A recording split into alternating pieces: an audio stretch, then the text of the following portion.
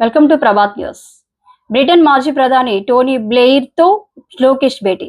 ఆంధ్రప్రదేశ్లో పరిపాలన విద్యారంగంలో సంస్కరణలను పరుగులు పెట్టించేందుకు బ్రిటన్ మాజీ ప్రధాని టోనీ బ్లెయిర్ నిర్వహిస్తున్న టీబీఐ సహాయంతో ఏఐ టూల్స్ ను సమకూర్చనున్నారు. ఈ మేరకు గురువారం రాష్ట్ర విద్య ఐటీ శాఖ మంత్రి నారా లోకేష్ బ్రిటన్ మాజీ ప్రధానమంత్రి టోనీ బ్లెయిర్తో ఢిల్లీలో సమావేశమయ్యారు. తాజ్ ప్యాలెస్లో జరిగిన ఈ సమావేశంలో చాలా అంశాలపై ఇరువురు చర్చించారు.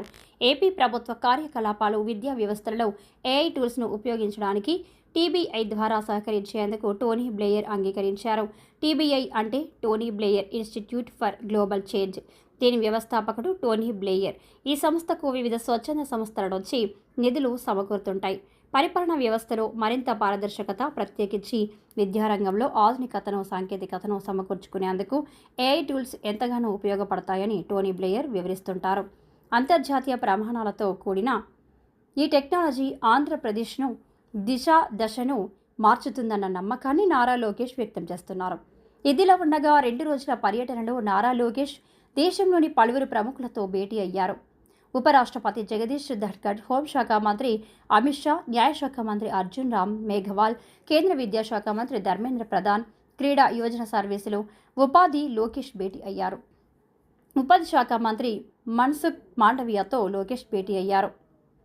ఉపరాష్ట్రపతి జగదీష్ ధన్కర్తోనూ, హోంమంత్రి అమిత్ షాతోనూ మర్యాదపూర్వకంగా భేటీ నిర్వహించారు.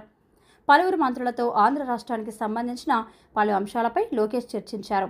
అమరావతిలో అంతర్జాతీయ స్థాయిలో నిర్మించే స్పోర్ట్స్ సిటీ నిర్మాణానికి సహకారం అందించాలని, కర్నూలులో హైకోర్టు డివిజన్ బెంచ్ను ఏర్పాటు చేయాలని, రాయలసీమ ప్రజలు 500 కిలోమీటర్ల పైగా ప్రయాణించాల్సి ఉండడం ఇబ్బందికరంగా ఉంటుందని, అక్కడ ప్రజలు చిరకాల వాంఛ అయిన హైకోర్టు బెంచ్ ఏర్పాటుకు సహకరించామని ఆయన కోరారు.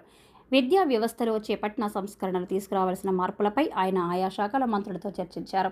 ఇదిలా ఉండగా ఢిల్లీలో మీడియాతో ఇష్టాగోష్ఠిగా మాట్లాడిన నారా లోకేష్ ప్రధానమంత్రితో గతంలో జరిగిన సమావేశం తనలో చాలా మార్పులు తీసుకొచ్చిందని పేర్కొన్నారు. ఈ సమావేశం తన జీవితంలో జరిగిన అతి ముఖ్యమైన మార్పుగా ఆయన పేర్కొన్నారు. ఎవరికి ఇవ్వని సమయం మోడీ తనకు ఇచ్చాడని, ప్రధాని మోదీతో భేటీ తన జీవితంలో కీలక మలుపు అని, ఆ భేటీని మాటలలో వర్ణించలేను అని పేర్కొన్నారు. మోదీ నాకు గొప్ప ప్రేరణ, స్ఫూర్తిని ఇచ్చారని వివరించారు. ఎలా ఎదగాలో మోడీ సూచనలు చేశారన్నారు. మోదీతో సమావేశం తర్వాత ఆయన మాటలను మననం చేసుకున్నాను అని అన్నారు. ఏపీ తిరిగి గాడిన పడడానికి కేంద్ర మంత్రులు అందరూ శ్రద్ధ చూపుతున్నారని, సహాయ సహకారాలు ఇస్తామని హామీ ఇచ్చారని నారా లోకేష్ పేర్కొన్నారు. అమరావతి రాజధాని నిర్మాణం పట్ల ప్రతి ఒక్కరిలోనూ మంచి ఆలోచన ఉన్నదని లోకేష్ చెప్పారు. ఇదిలా ఉండగా నారా లోకేష్ వెంట కేంద్ర మంత్రి Pemmasani Chandrasekhar, TDP parliamentary party నాయకుడు లావు కృష్ణదేవరాయలు, ఎంపీలు మాగుంట శ్రీనివాసరెడ్డి, శబరి, సానా, సతీష్ తదితరులు పాల్గొన్నారు.